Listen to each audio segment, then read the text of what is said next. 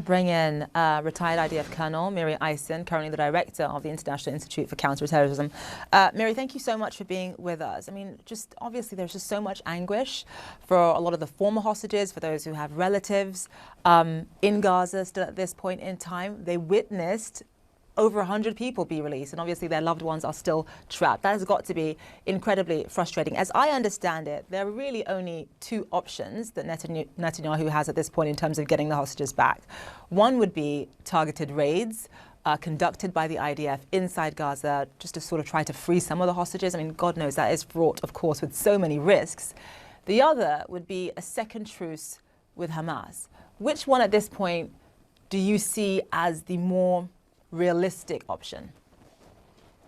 So I'm going to add in an additional option, if I'm allowed, which is what we are doing, which is incredibly heavy military pressure on the Hamas leadership. Because at the end of the day, Zain Biana, what we want Hamas to release them. And everybody calls everybody on Israel to stop, and nobody says to Hamas to stop. Here we are today. We had sirens today. They continue to fire rockets into Israel. They continue to hold the hostages. So let's not remember there's that third option of, as I say, the military pressure, let alone international pressure on Hamas, as opposed to anything else. I don't see Israel doing military raids right now. We did that once successfully, very much at the beginning, right at the beginning of the ground operation. And that has to do with the disbursement of these hostages all over the place on purpose in that subterranean arena. I wish we could do so. It isn't as easy as that. To do a truce, and it's interesting, sorry, please. No, go ahead. Sorry, Miri. To do a truce, and it's interesting the wording in that sense. As I was listening to Ben, and I've known Ben for many years, and I have such appreciation of his knowledge of the Palestinian side and what it means right now. But to do a truce, who says that in the truce, Hamas is going to release hostages? Look at how a truce that when he said the ceasefire ended, ceasefire didn't end. The Hamas broke the truce. Hamas broke that by not continuing what it had committed to do with the release of hostages.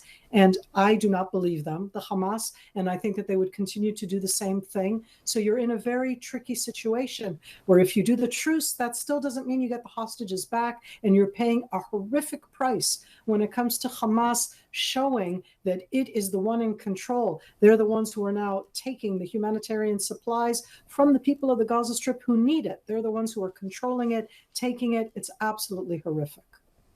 Miri, an IDF commander said that they are currently now in the most intense stage of this fight, and U.S. officials have told CNN that they believe this stage of the fight could go into January. What do you make of that? Do you agree with that assessment? And what does that look like in terms of the ground operation and the scenes that we will be seeing on the screen every single day?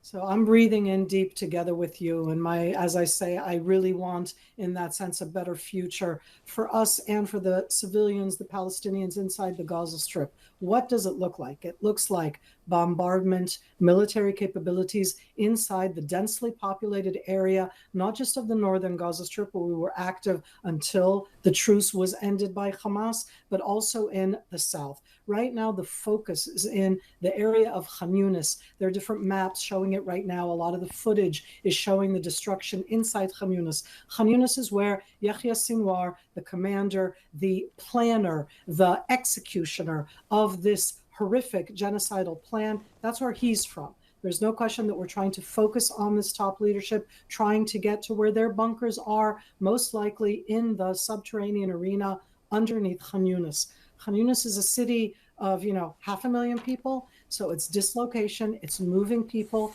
When I say moving people, this is about saving their lives. It is not a happy situation. It is horrible, but let's save the lives. Let's get to those horrible, horrific people that need to be arrested or killed so that we can finish this and get to the hostages. Because until then, as I said, the Hamas are holding us all hostage, not just the 150 Israelis held there inside the Gaza Strip. And Miri, you mentioned that, a truce with Hamas is, of course, politically problematic for Israel because, of course, as you point out, it puts Hamas in control. It puts a terrorist organization in control. And there are many who say that, having a truce with Hamas, even though it's good in a sense because you get the hostages back, in another sense, are you rewarding terrorism? Are you encouraging kidnapping of Israelis at a later date? My question to you is, under what circumstances would it be appropriate for Israel at this point in time to consider another truce, a second truce with Hamas? What are your thoughts on that?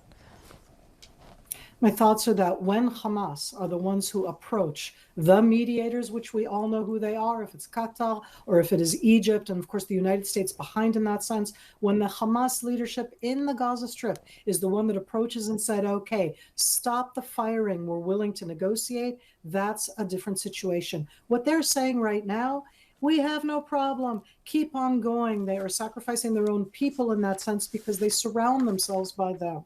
And that type of pressure, I say sadly, this does not make me happy in any way, comes out of the military operation. And I'm so open to any suggestion to a different way to remove Hamas from the Gaza Strip, all of the good people who have good ideas. But at the end, this is about what pressures Hamas, not what we want to have hope happening. And right now, they are under pressure. And this is the way they went into the negotiations before the first truce. It was because they were under heavy military pressure. It just begs the question, what did Hamas expect would happen after October 7th and the atrocities they committed? Because it seems they expected what we're seeing play out right now, and that is just carnage and heartbreak on both sides. Miri Eisen, thank you. Please come back soon. Thank you so much. Well, we're